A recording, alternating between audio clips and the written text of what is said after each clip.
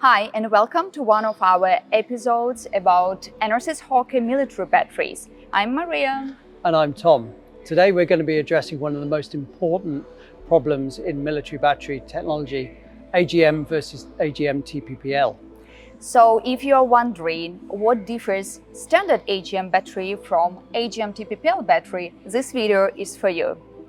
So Tom, maybe let's start with a little bit of the history of TPPL technology, how it all was started and why. Was there any particular demand from the military market? So the very first batteries came about because a gentleman called Dr. Gates, the Gates Rubber Company, developed a solution to take very pure materials and build them into spiral coils. And then they could hold these very soft materials in close proximity, and they were protected from some of the bending forces and other issues you might get in a traditional battery. A bit later on, Dr. Gates' company joined the Enesys Hawker family, and so Enesys became involved with TPPL technology, and from that initial spiral design we moved into a prismatic format, and that is very much the battery you see today. Regarding military, we had some questions coming in the early 90s from Scandinavian countries. See there, they suffer very long cold winters, and they were finding that the traditional batteries weren't up to the job, keeping their vehicles running and being able to defend their particular country. So they asked us to develop a solution which would answer those questions. So particularly around temperature, cold weather performance, able to generate lots of power and still power electronics on the vehicles. Okay, very insightful. So it sounds like TPPL, AGM TPPL is already proven military technology for around 30 years or even more. Okay, so and yes, that's correct. Talking about the technical benefits and technical features, so what is different from standard AGM if we compare standard AGM to AGM TPPL? If you put both batteries on the table together and you took the lid off, what you would see inside, in a standard AGM battery, you would have very thicker plates. Inside a standard AGM TPPL battery, like the Armor Safe here, you would find much thinner plates, and they're under very high compression, so we're pushing them together. Okay. So it means we have more plates inside, which results in more surface area, which means more electrochemical reactions and higher benefits and higher performance at the end of the day to AGM TPPL battery. Yep, spot on. Okay, and talking about having more plates, some of our customers have concerns whether our batteries are much heavier than standard AGM, having more plates inside. Yes, for sure our battery will be slightly heavier. Slightly? Slightly, okay. It's not huge amounts. Okay. But what we do, we use that lead to give you more performance, firstly in terms of cranking power or in terms of more capacity. But then we're able to also combine that to give you more life from the same battery space. Okay. So it sounds not bad. It seems that we can put more density power in the same box as standard AGM batteries can do. Yes, that's correct. In fact, by having more plates in there, what we see firstly is we have a much lower internal resistance than a traditional battery. So by having that lower internal resistance, you're able to get energy back into that battery much quicker.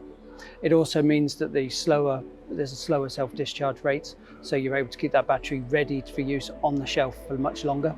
Okay. And then, as you've mentioned, we see there's more capacity coming from the battery, there's more cranking power coming from that battery as well. Okay, nice. So now we covered the thin plate part out of TPPL. Yes. Now let's go through pure lead. Yes. What do we mean by saying pure lead and how it results in the battery performance? Pure lead, in the case of a TPPL battery, is 99% or greater pure materials. So we're not putting any additives in. Other manufacturers may add a tin or a calcium into their grid structure. What that does, it creates irregularities, and those irregularities are points that the acid can begin to attack the plate and start the corrosion process. Corrosion is actually the #1 killer of a battery which has been well maintained in the field. We're trying to use the highest level of purity in all of our materials within our batteries, whether it is the lead that's fed in, the lead oxide or the electrolyte. In fact, by using very pure electrolyte in our batteries, we reduce our gassing rates.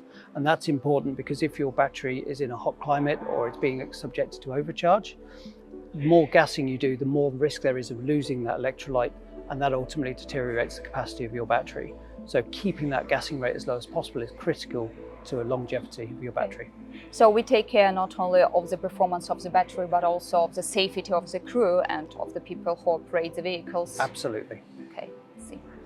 And all these improvements that come with AGM TPPL technology, they result in, as I know, they result in super low depths of discharge numbers. Like we can go 80% depths of discharge with our batteries, and still you will have at least 600 full cycles of charge discharge.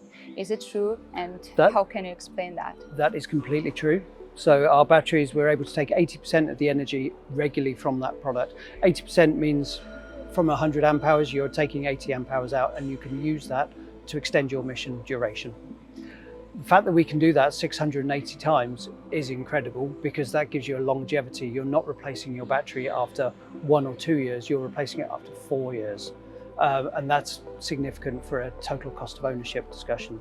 And I've heard of some practical cases when it was more than 4 years, it was like 5 to 10 years. Can it be? If you put these batteries in a starting lights ignition typical use case application, you can get 8 to 10 years without problem. Okay, and now talking about how all these improvements with AGM TPPL technology, how do they result on practice? So when you put the vehicle on operation, so what are the benefits on the field? Firstly, you will always have the starting power. Okay. If you look after your battery. Even at low temperatures? Even at low temperatures, you'll be able to get that vehicle going and get it out of trouble. So you've got that backup. Okay. You will have the power, the energy there to support your mission duration. If you have to be on silent watch, doing a sentry duty or reconnaissance work, you're able to go out in the field and use your batteries successfully. But then you're also able to rely on those batteries because you know you've got the life in them to make sure that the product is not going to fail on early or prematurely for you. Okay, so just to sum up, you can put the battery, go silent watch mission overnight at super low temperatures, and be sure that in the morning you can start your vehicle and just escape from the battlefield. Absolutely. Okay, that may actually save the cost of the vehicle and priceless cost of life. It's again an important factor within the total cost of ownership. No.